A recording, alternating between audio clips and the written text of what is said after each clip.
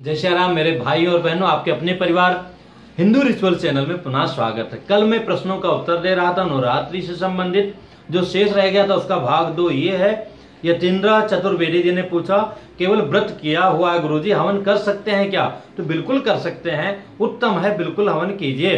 रिंकी गुप्ता जी ने पूछा, आम के पत्ते ना मिले तो पीपल है, पाकड़ है, बरगद है, जामुन है, इस सब के पत्ते भी आप प्रयोग में ला सकते हैं। अगर एक दिन का अनुष्ठान करना है तो आप जो है पान के पत्ते का भी प्रयोग कर सकते हैं। उसके बाद आता नंदिका बहन ने पूछा है, भोजन सादा करना है गुरुजी पारण में? तो बिल्कुल सादा भोजन, सात्विक, बिना लहसुन प्याज वाला भोजन माँ को भोग लगा के ग्रहण करना है। पहले मीठा खाना चाहिए। सर दुबे जी ने पूछा है, SR दुबे जी ने, हवन पहले या कन्या भोजन? तो पहले हवन, बाद में कन्या भोजन। और कलश का जल, हाँ बहुत अच्छा प्रश्न किया। अगर हमने मिट्टी का कलश रखा है तो कलश विसर्जन करने की आवश्यकता नहीं है, उसको रख करके आप उसमें जल भर करके प्रयोग में ले सकते हैं। अथवा तांबे का लोटा है, स्टील का लोटा है तो भी आप विसर्जन न करें, उसको घर में रख लें। हाँ, उसके अंदर का जल साफ जगह में थोड़ा घर में डाल के कर दें। और जो नारियल है, एक्चुअली वो नारियल माता जी का स्वरूप होता है, उस नारियल का विसर्जन अवश्य करना चाहिए।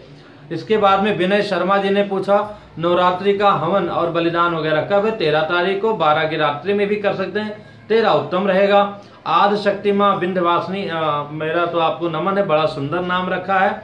अष्टमी कब है? तो बहन माता जी के रात्रि में विशेष के तौर पे देखा जाए तो आज 12 तारीख को ही है, पर वस्तुतः उदयकालीन तो 13 तारीख को है। तो जो माँ के लिए विशेष करना है 12 को कर लें। अगर माँ जी और बाप जी राम जी को भी प्रसन्न करना है तो अष्टमी और नवमी श्री राम नवमी का भी व्रत हो जाएगा 13 तारीख को। और राशि सिंह ने पूछा है, 9 दिन का व्रत है, हवन कब करूं? 13 तारीख को कीजिए बहन। पुष्पिंदर कौर जी ने पूछा है, अकेली व्रत हूं, मंदिर में पूजा करके खोल सकती हूं क्या? तो बहन हाँ बिल्कुल खोल सकती हैं। प्रयास कीजिए अपने घर के जो भगवान को सजा वजा लीजिए और उनको आरती तैयार करके और मंदिर में जाके और जो है पूजा करके प्रसाद ग्रहण कर लीजिए। इसके बाद में पुष्पिंदर कौर ने, अच्छा विनय शर्मा जी ने पूछा है, 13 या 14 को उत्तम है पारण? संभवतः पूछे होंगे, तो बंधु पारण 14 को उत्तम है। मंजू शर्मा जी ने पूछा, नारियल का मुख किधर हो? तो मैं अलग बताया हूं, पर अपने तरफ होना चाहिए। नारियल मतलब माँ का स्वरूप, आपके सामने बैठेंगे तो आप उनके सामने रहेंगे तो उनका स्वरूप होगा ना। और इसके बाद में और कई बंधुओं ने पूछा है, नंदिका यादव जी ने पूछा है 12 को, अच्छा कहीं इनको बाहर जाना है और 13 को आना है और वहां 13 को भोजन करना चाहती है नंदिका बहन।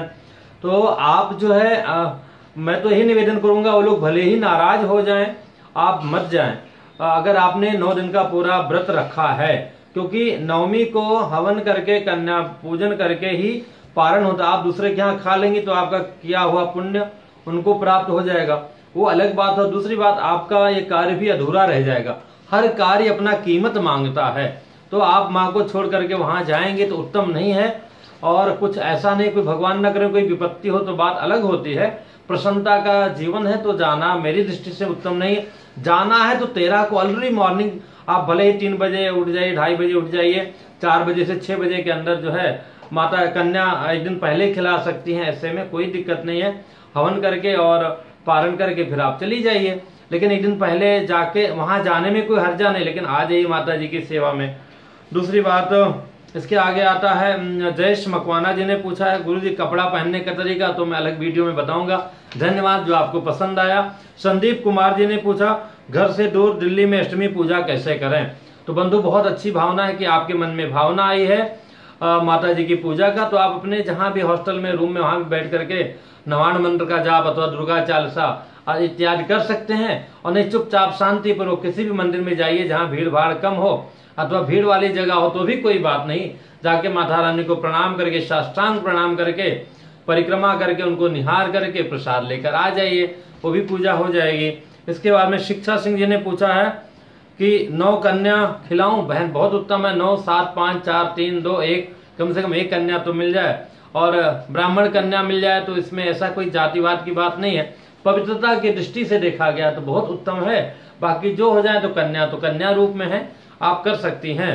सिया राम जी ने पूछा है, अष्टमी कब है? तो भैया 12 तारीख को है, 13 को भी है, 12 को अगर माता जी के निमित्त विशेष करना है तो 12 को कर लीजिए। सुशीला गुप्ता जी ने पूछा है, अष्टमी का व्रत और हवन कब है? तो भैया 12 को ही है। ज्योति जी ने भी ये प्रश्न किया था। सुशीला जी ने कहाँ रहते हैं आप? तो मुंबई में रहता हूँ, बोरीवली में। कैटरीना ब्लाजे जी ने का प्रश्न मैं भूल गया क्या था। धन्यवाद बहन, आप विदेश में कहाँ रहती हैं? कई बार बातचीत हुई लेकिन अभी भूल गया हूँ। चेतन अट्टारी जी ने नवरात्रि का हवन कब करें? अरे भैया 13 को कर लीजिए। एक निवेदन और है कि मेरे भाई बहन एक बार वीडियो तो 5 मिनट का, देखिए मैं कितना जल्दी जल्दी बोलता हूँ। कई लोग बोलते हैं गुरुजी आप बहुत जल्दी बोलते हैं, मैं इसीलिए बोलता हूँ जल्दी की वीडियो बढ़ाना हो। तो एक बार 5 मिनट का तो वीडियो पूरा देख लिया कीजिए। 5-6 वीडियो में बना चुका हूँ, ठीक है, तो एक बार देख लिया करेंगे तो और भी लोगों को आप बता पाएंगे। तो 13 को कीजिए भैया। इसके बाद में रवनील चौधरी जी ने कहा मैं कैसे करूं, ये मैं भूल गया कैसे करूं मैं, और क्या इन्होंने पूछा था। ममता जी ने भी कुछ पूछा था, अभी मैं भूल गया। अच्छा, मैं हवन कर सकता हूं क्या? एक बहन ने पूछा था, तो हाँ हवन कर सकती माता जी का। प्रेमा जी ने पूछा उपवास कब तोड़ें? 14 को तोड़ दीजिए बहन, सुबह तोड़ दीजिए, कोई दिक्कत नहीं है। और उसके बाद प्रियंका जी ने पारण विसर्जन के बाद या पहले? विसर्जन का मंत्र करके छोड़ दीजिए, उसके बाद पारण कर लीजिए, फिर उत्थापन मतलब ले जाना कभी भी कर सकते हैं। स्माइल विथ और क्या था, दीप्ति जी 14 को क्या? हाँ 14 को पारण कर सकते हैं। अच्छा, 14 को कन्या पूजन कर सकते हैं क्या? देखिए कन्या पूजन जो किया जाता है नवरात्रि के रूप में, साक्षात माता जी का स्वरूप माना जाता है। तो 14 को ऐसे बहुत मुश्किल में कर सकती हैं, पर उसके अपेक्षा 12 को भी संध्या वेला में अथवा 13 को सुबह से लेकर रात्रि तक, जब कन्या फ्री हो आप फ्री हो, पूजा करना उत्तम रहेगा।